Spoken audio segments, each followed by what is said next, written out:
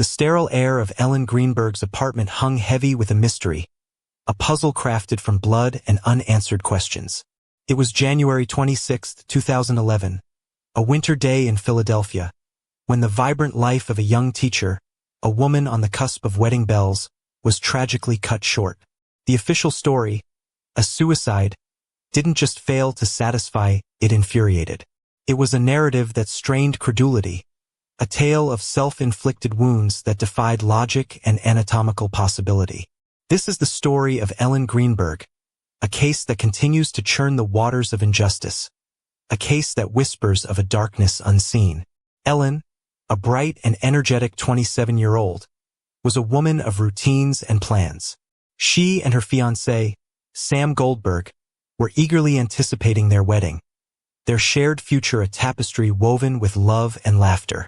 Ellen, a kindergarten teacher, poured her heart into her students at a local elementary school, her days filled with the infectious enthusiasm of children and the satisfaction of shaping young minds. She radiated life, her smile a beacon of joy to those around her, and her presence illuminated every room she entered. Sam, a successful lawyer, was her rock, their relationship built on a foundation of mutual respect and unwavering devotion. Their life together promised a future filled with shared dreams, quiet evenings, and the comforting rhythm of a life well lived. Their apartment, a cozy dwelling in a tree-lined Philadelphia neighborhood, was a reflection of their burgeoning happiness, filled with personal touches and anticipation of their upcoming nuptials. Their lives, however, were abruptly fractured on that January day. Sam, returning home from a long day at his law firm, found the door to their apartment locked. A prickle of unease, a premonition he couldn't shake, settled over him. After fumbling with the keys, he managed to get inside, and the scene that awaited him was nothing short of a nightmare, a tableau of horror that would forever be seared into his memory. Ellen was discovered dead in the kitchen, a space that should have been filled with the warmth of home. She was slumped against a closed door, a collection of 20 stab wounds marring her body. The wounds, a gruesome testament to a brutal act, included injuries to her chest, neck, and head. Most shockingly, they appeared to have been inflicted in a way that defied the conventional understanding of suicide.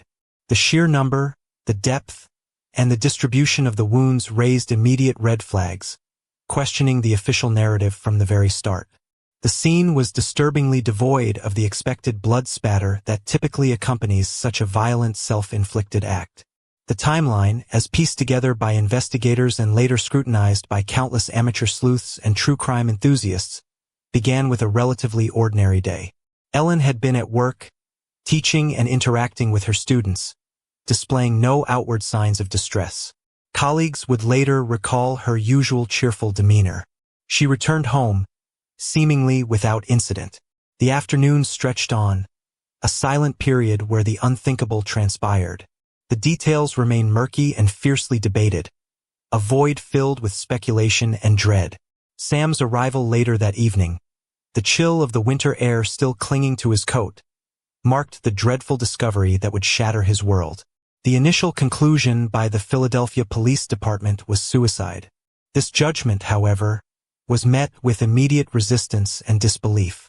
The manner and nature of the wounds, or the sheer number, their atypical placement, and the fact that Ellen had supposedly stabbed herself repeatedly didn't align with any readily accepted suicide profile.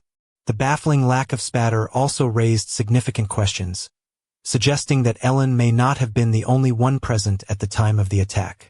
The inconsistencies between the scene and the suicide ruling were so glaring that the parents, Arlene and Josh Greenberg, never accepting the verdict, began their own relentless fight for the truth, their grief a raw wound that fueled their unwavering determination. The Greenbergs, Arlene and Josh, refused to believe their daughter would take her own life. Their grief was compounded by the utter disbelief that their beloved Ellen, full of life and love, could have inflicted such harm on herself. They were devoted parents, their lives intertwined with Ellen's, and the thought of her ending her own existence was simply unfathomable. They became dogged advocates, tireless in their pursuit of justice. They meticulously analyzed every detail, piecing together evidence the police seemed to have overlooked or dismissed. They sought out expert opinions, forensic analyses, and legal counsel. They hired their own investigators, uncovering details and inconsistencies they believed were crucial in understanding what happened to their daughter. Their focus unwavering. Their legal battle was arduous, a testament to their resilience. The Greenbergs faced countless hurdles, each one a blow to their already broken hearts. They met with resistance and indifference from law enforcement and legal officials, a bureaucratic wall that seemed impenetrable. But they persevered, driven by the memory of Ellen and a fierce determination to ensure that the truth would come to light. The process was a torturous march, laden with grief and frustration, but their unwavering dedication offered the only possible salve to their emotional wounds. They navigated the labyrinthine legal system with a courage born of desperation. One of the critical points of contention centered on the lack of forensic evidence collected at the crime scene. The police, in their haste to declare suicide, failed to secure the apartment fully. They did not adequately consider the possible presence of a perpetrator, treating the scene as a closed case from the outset. The potential for evidence being compromised was an ever-present fear for the Greenbergs. They felt that critical evidence had been overlooked or mishandled, evidence that could have pointed to a different conclusion. This included the manner in which the knife was examined, the absence of a thorough sweep for foreign DNA, and the way the apartment was secured and processed in the immediate aftermath. Another key aspect of the case revolved around the type and position of the wounds themselves. Experts consulted by the Greenbergs, seasoned professionals in their fields, pointed to the impracticality of someone inflicting these wounds upon themselves. The angle, the depth, and the fact that some wounds were inflicted on the back of Ellen's head did not correspond to a self-inflicted act, they argued with conviction. There were numerous theories and suggestions discussed, from an unknown assailant to a previously undiscovered mental episode, but the official ruling failed to account for these inconsistencies. The autopsy report, initially conducted by a medical examiner who later retired under questionable circumstances, had several points of concern that the Greenbergs felt were not adequately addressed. The Greenbergs had to fight tooth and nail to have it reviewed by other experts, seeking a more comprehensive and unbiased analysis of the evidence.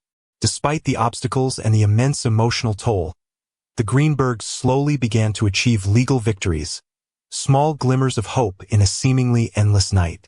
They successfully appealed the original suicide ruling, reopening the case and forcing authorities to re-examine the evidence with fresh eyes. They managed to get the case reviewed by several independent experts who corroborated their concerns. They also brought lawsuits against the city and the police department, a difficult and draining process that ultimately forced the public disclosure of previously withheld information. Their efforts, driven by the unwavering desire for answers, began to chip away at the initial, deeply flawed narrative, exposing its weaknesses. The legacy of Ellen Greenberg is more than just a crime, more than just a case study. It is a potent reminder of the human cost of violence and the courage and devotion of those who refuse to surrender the search for the truth, even in the face of overwhelming odds.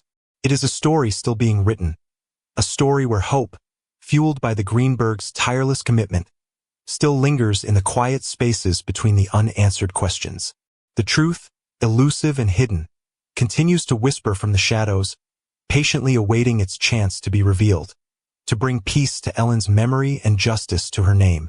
The fight for Ellen Greenberg continues, a testament to the resilience of the human spirit and the unwavering bond of familial love that transcends even death. The case is far from closed, and with each new revelation, the true story of Ellen Greenberg comes closer to being fully told.